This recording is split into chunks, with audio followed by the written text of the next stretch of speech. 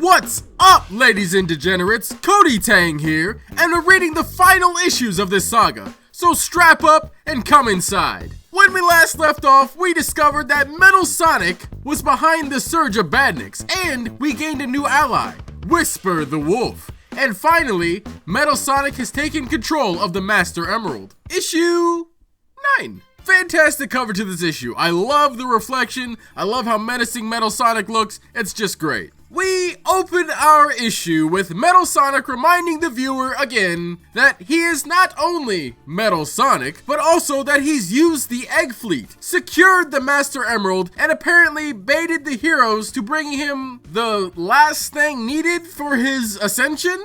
Whatever that means. Okay, so the Master Emerald is inside of this Eggman statue, surrounded by water. Remember how Knuckles' spider senses tingled when the Master Emerald was in trouble? It's pretty crazy how the Emerald didn't give a damn until Metal Sonic strapped it down, shipped it across the island, and finally threw Eggman on top of it. And it was then it decided to be like, hey Dad, I might be in a pickle here. Unless you're trying to say that Metal Sonic straight up terraformed this giant lake here, because it definitely did not exist before. So Amy calls in everybody on their cell phones, and now the gang's all here. The gang being only the core cast. It's not generals or high-ranking people from the completely useless resistance. I mean, Sonic and friends have already proved that they don't need an army to fight an army. Oh, and Tangle and Whisper are here. Two nobodies. Knuckles, for the first time in his life, realizes he probably should have been doing his sworn lifelong duty and guarding the Master Emerald. So this is going to be a war. The finale. And boy, am I afraid of how much they're about to screw up everybody's power levels here. With how their track record has been, I'm not confident in their ability to stay true to what each character is actually capable of doing. Amy starts to brief our cast on the mission. There will be 3 teams. Teams 1 and 2 will be fighting the fleet at the shore D-Day style. Team 3 will be fighting Metal Sonic. Knuckles interrupts, and then Blaze offers to be on Team 3 fighting Metal Sonic by turning into Burning Blaze. For some reason, Amy asks how it's possible for Blaze to transform into Burning Blaze, when she literally knows that she can do this. Blaze then just starts explaining the entirety of her powers. Of course, starting with, as most of you know, a line that is one of the top starters to essentially saying that the reader is dumb, so I have to overly explain everything always. If a character has to say, as you know, before going into an explanation, then that means that the people around them are fully aware of what the character is about to say. And if the characters already know something, then why are you re-explaining to them? There are proper ways to use the phrase, as you know, but this is not one of them. Blaze is actually talking directly to us, the readers. When writers do this, it's subtle fourth wall breaking because they are writing it as though the character is talking to the people in the story, but really, it's just verbalized Wikipedia. If Blaze is going to go in as Burning Blaze, just say, I'll use my Soul Emeralds to go Burning Blaze and fight Metal Sonic. You can still have the scene after where Tails says, that's a bad idea, but skip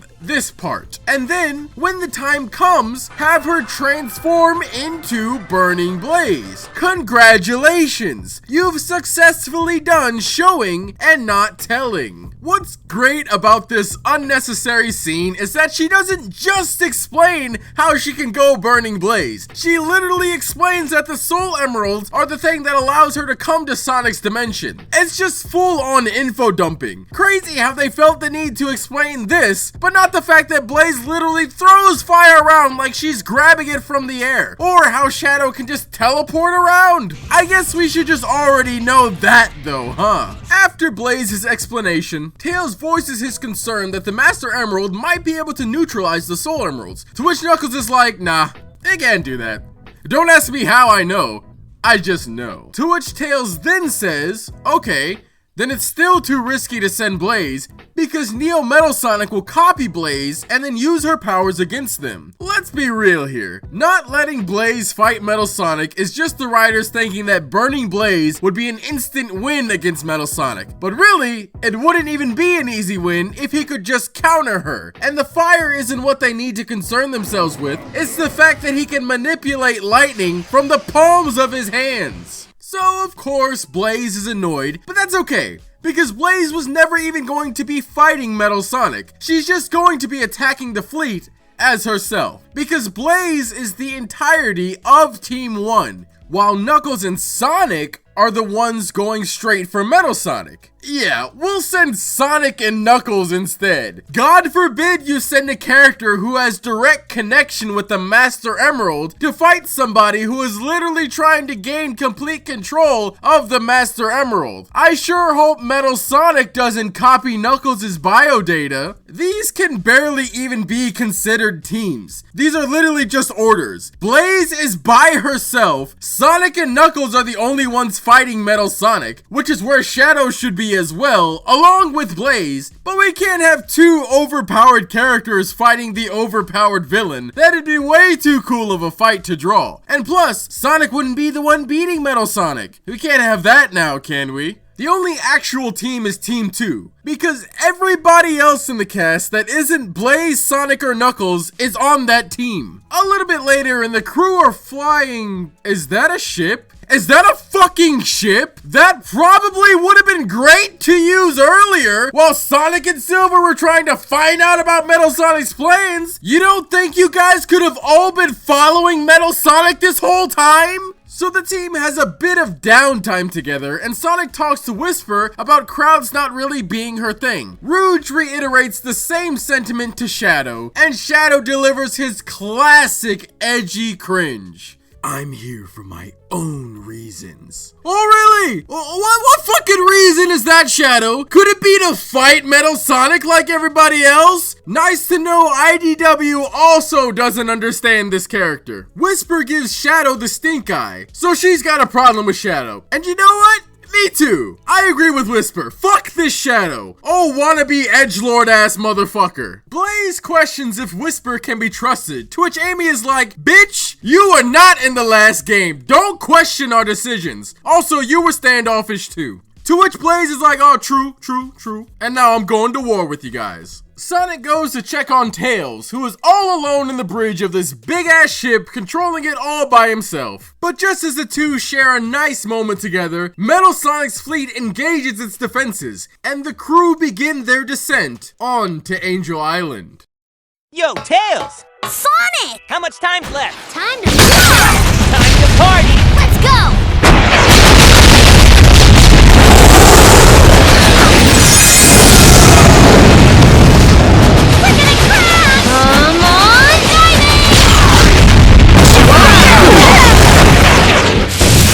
Get to work. Everyone try and keep up. You've got this one. Let's go.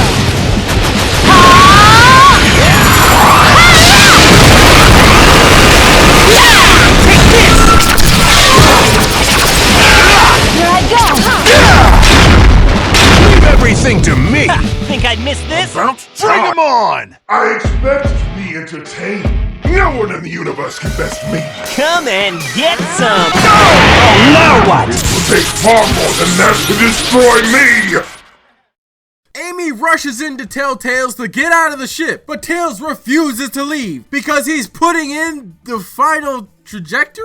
Dude, what the hell are you on about? The ship is literally nosediving! What trajectory are you pretending to give this thing? Once the gang touch down, Amy starts giving orders. Shadow is nowhere to be seen. But if Shadow is being Shadow, he's going straight for Metal Sonic 2. As he should. I don't know why Amy would have him on any other team anyway. While that's going on, Blaze engages the fleet. Sonic and Knuckles reach Metal Sonic's base with surprisingly zero resistance at all. Knuckles feels for the Master Emerald's power for a moment before saying that it's power is cut from him. Okay, pause. How did it send that distress signal earlier then? Are we just gonna pretend that it just now lost connection to Knuckles? Because that Eggman statue was there the entire time the Master Emerald was contacting him before. So Knuckles breaks in and the two confront Metal Sonic. Pause again. So not only did Metal Sonic move the Master Emerald to a lake, but he also moved the entire altar? Bro, what kind of architectural advancement has Eggman created? Holy shit! Metal Sonic begins his taunting speech. And thank you. That is how you use the reference. The problem wasn't that they're using a lyric. There's nothing wrong with lyrics being used as references and Easter eggs. I have a problem when the context of the lyric is completely removed just to force in a reference and removing the context entirely by doing it. And I assume because Metal Sonic scanned Sonic earlier, he can now transform into Super Neo Metal Sonic without the Chaos Emeralds and just the Master Emerald. Alright, here's a bit of lore denial that I have always had. Now, it's not the first time that a metal version of Sonic has tapped into a super form through the Master Emerald. However, Sonic, Shadow, and Silver have always needed the 7 Chaos Emeralds to go into their super forms. The fact that we just pretend the Master Emerald is capable of doing this whenever is just a lazy ass plot device that creates more problems than it does cool moments. Knuckles literally guards the damn thing, so why the hell does anybody need to collect the 7 Chaos Emeralds every single time? They can literally just look at Knuckles and be like, hey man, Eggman's at it again! And Knuckles can just be like, oh, you know how this goes, bro. Just hop on the Master Emerald and we can solve this bullshit in under 30 seconds. But no, of course they wouldn't do that and have never done that. Why? Because the Master Emerald cannot turn people super, and it's a plot hole every single time a piece of Sonic media shows that the Master Emerald can do that. Sure, you can argue that Metal Sonic is just supercharged, to which first I would say, yeah, that's why it's called Super Sonic. And then I would just repeat what I said. Just supercharge Sonic or Knuckles, and the conflict is done in under 30 seconds. Tell me how I'm wrong. Issue 10. Alright, yeah, I'm in love with this cover here. The way that they use the colors, the shading, how prominently everybody is shown. Some of them are using some of their unique abilities. You got Metal Sonic in the top left just looking down on everybody. This shit's fucking dope. Let's get down to business. Hey, watch your big head. Round 1. Prepare for agony like you've never felt. Let's split up. I'm ready as long There is no escape.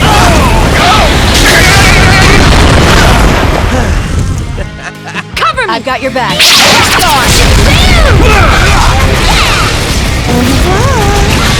need to get out of here! Everyone, we have to get to the plane before it's destroyed! Move those tails faster! Let's go. I got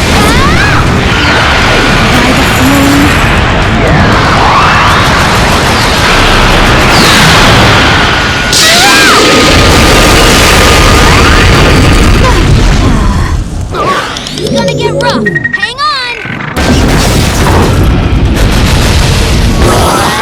Hang in there. Oh! Tails! Wow! Not even a scratch! That piece of junk, robot. Well, we need to find Metal and put an end to this. You're mine! On my way. You'll never beat me like this. Oh no. What a ball. Is that real?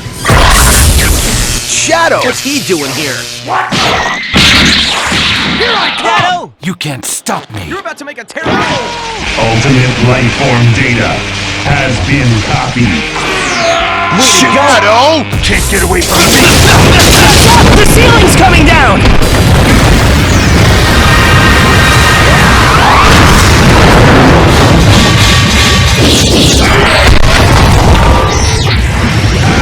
The ultimate overlord, Metal Sonic.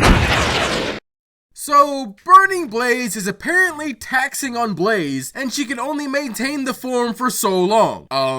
No? In the middle of the fight, Mr. Tinker gets kidnapped by Rough and Tumble and mentions a doctor. Now, it wouldn't make sense for them to be talking about Metal Sonic, so I assume it must be another doctor. But who? When Blaze conveniently ran out of power, this is why. This is what I like to call a forced stake. It's a scenario where already established things get ignored in order for something that wouldn't actually happen the way it's described happens anyway in order to nerf the characters and put them in danger. This exact thing actually happened back in issue 1 when Sonic just could not get away from the badnik that was chasing him. A forced stake is just one step above a false stake, where there's no actual danger, it's just written as though there is, which just happens to be whenever you see Sonic doing anything in this comic.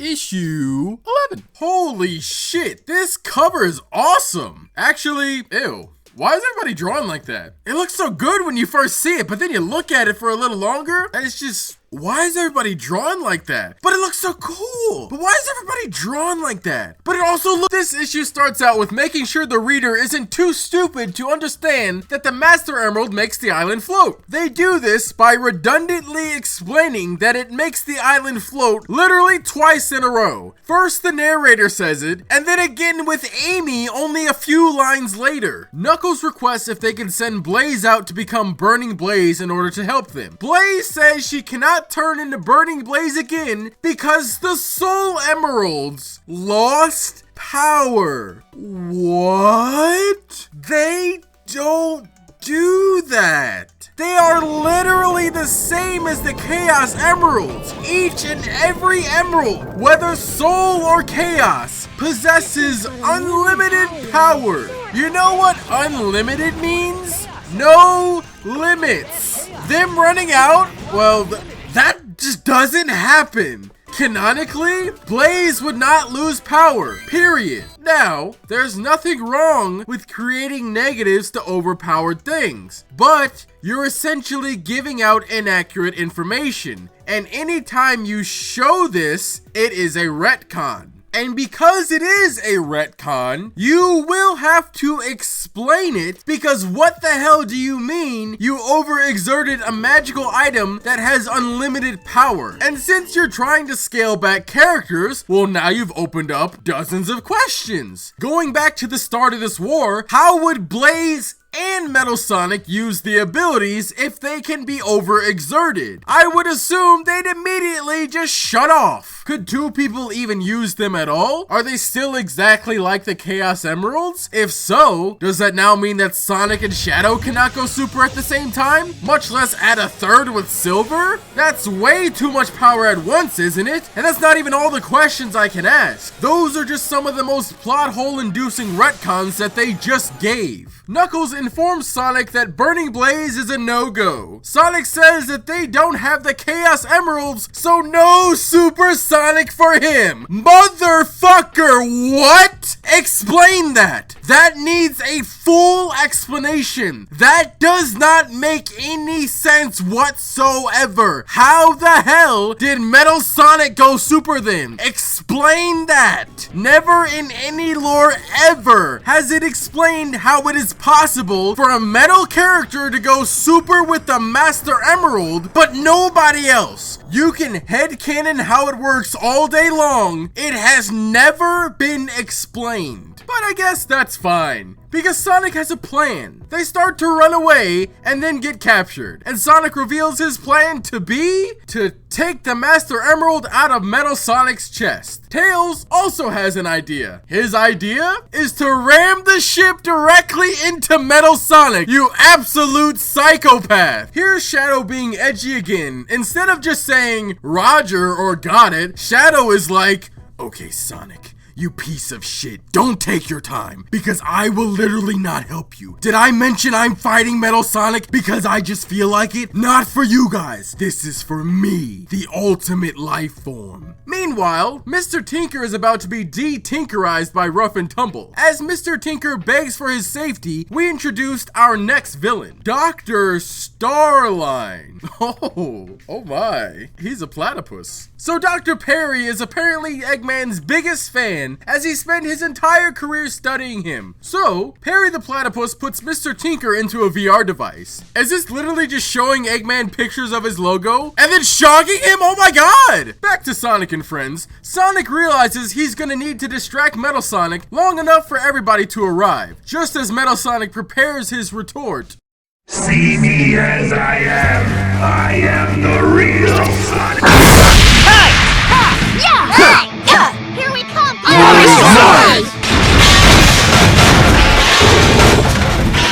See you around.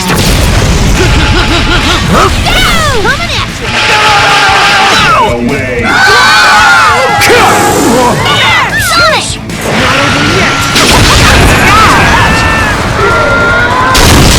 It worked! I've got you! That's the way I taught you!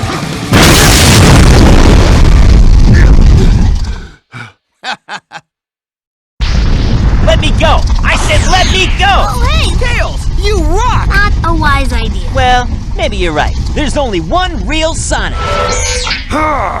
Guess that's it for this case. I'm just getting started! Great work! I'm grateful for your aid. It's been a privilege. No thanks needed.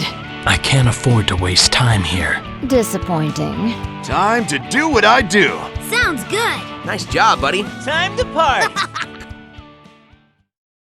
Just a moment. Today we write the first page of a new history.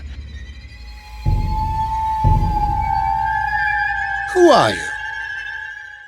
Man, what a short fight that was. That was so anticlimactic. Just shoot him a couple times, ram him, and then Knuckles rips the Master Emerald out. Whatever, man. Our heroes celebrate their victory and thank everybody for their help. Except for Shadow. He spent all his screen time credits and now has to leave to the woods of Angel Island. How he's gonna get off the floating island? Well, he will. Sonic excitedly expresses his views on the world finally having peace. However, Dr. Starline is intensely working Mr. Tinker out of his amnesiac persona and back into the real Dr. Eggman. With only the first round down, Eggman will surely be back to his true self. Issue 12. This is a great example of how to properly use simplicity. Like 5 and 7, there isn't much going on. However, unlike 5 and 7, the focus on Metal Sonic is what really brings this piece together. The emotion that draws from Metal Sonic's downturned head and the various chains wrapping around him creates the feeling of defeat, yet still making it clear that even in this state, he is still a very dangerous foe. It's not enough to have a well-drawn cover. When you're going for simplicity, subtlety, and composition is extremely important. Issue 12 starts out right after the battle against Metal Sonic. Now, Sonic and Tails have fixed up Metal Sonic because they're heroes. And that's what heroes do after defeating extremely deadly enemies. They keep them alive. Sonic tells Tails to wake Metal Sonic up, and after doing this, Metal Sonic immediately goes on the offensive, but crumbles into Sonic's arms. Sonic says they only repaired him enough to exist, but not enough to fight because they're not stupid. Right. He then attempts to get Metal Sonic to turn over a new leaf, or at least stop being bad now that Eggman is gone. Which, when you think about it, makes no sense at all, because the entire reason Metal Sonic did everything he did was entirely because there was no Eggman. So why the hell would that matter if Eggman was just Mr. Tinker or even dead? They love making Sonic a complete moron in this comic, as well as all the people around Sonic. Metal Sonic slaps Sonic's hand and runs away. Tails brings up a great point and is like,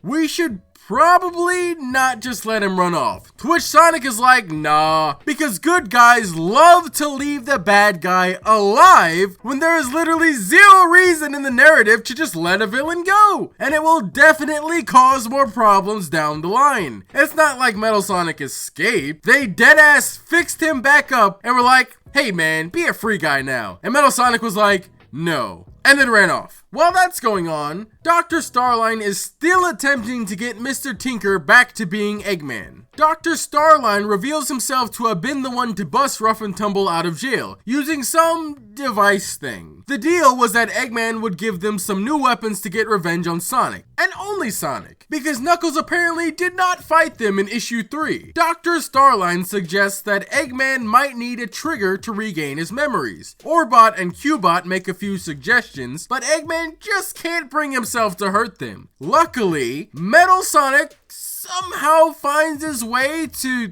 wherever they are? Huh? How did he know where to go? From what I can tell, he's never interacted with Dr. Starline one time, considering Dr. Starline just now broke Rough and Tumble out of jail in order to bring Eggman back to his old self. How did Dr. Starline even find out where Eggman was? How long has he been in the background watching? Why is Metal Sonic even here? He definitely doesn't have some Eggman tracker because he had no idea where Eggman even was. So what the hell? I love how IDW just makes things happen because reasons repeatedly, and people are still just going, incredibly written comic. So Metal Sonic walks up to Eggman and Eggman touches his head. Then a ton of memories flash before his eyes, and that was it! Just a glance at Metal Sonic and every single memory returns to him? Fuck that. The shock therapy was 1,000,000,000 times better. This was just unnecessary and way too weak of a resolution. Dr. Starline now properly introduces himself to Eggman. Eggman, being back to his old self, starts fixing Metal Sonic. Dr. Starline explains how he found Eggman by simply saying he found him by using his own methods. Thank you for that. Since Rough and Tumble hate Sonic so much, Eggman gladly offers them up some of his deadly hardware while changing into his original clothes. Eggman asks how Dr. Starline got him back to his old self, and this dude lies!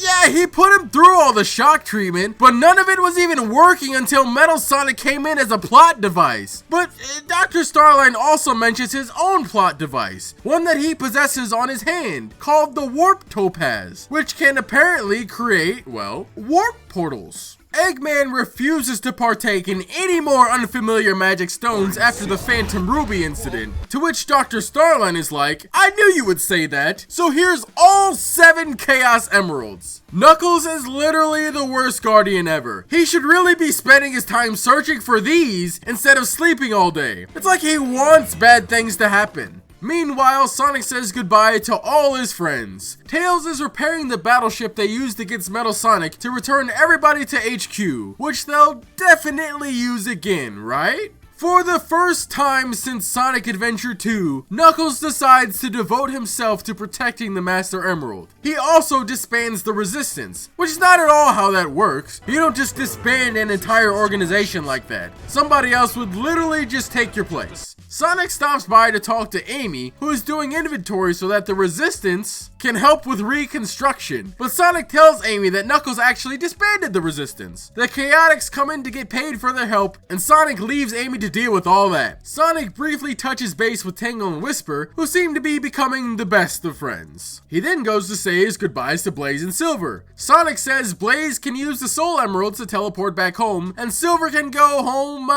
however he does it. Literally, however he does it, dude. It's never been explained and probably never will be. Silver says that he still believes his future may not have escaped the tragedy of having literally nothing left, so he decides to stay until he's sure he's fixed it. Sonic then checks up on Rouge. She says Shadow is, well, he's gone somewhere. Finally, everybody is ready to get off Angel Island, leaving Knuckles behind. Meanwhile, Dr. Starline and Eggman are discussing Metal Sonic's gathered biodata being corrupted after the fight, rendering Metal Sonic useless again. And Eggman doesn't want to reconstruct him, as he has a new plan in motion. In order to complete this plan, he puts Dr. Starline in charge of slowing Sonic down. Rough and Tumble struggle with their new weapon schematics, to which Eggman corrects them by, I assume, turning the paper right side up. Classic comedy. Eggman continues off to his lab and reveals his new plan, which appears to be a robotic virus that he plans to unleash upon the world. You might even say he wishes to cause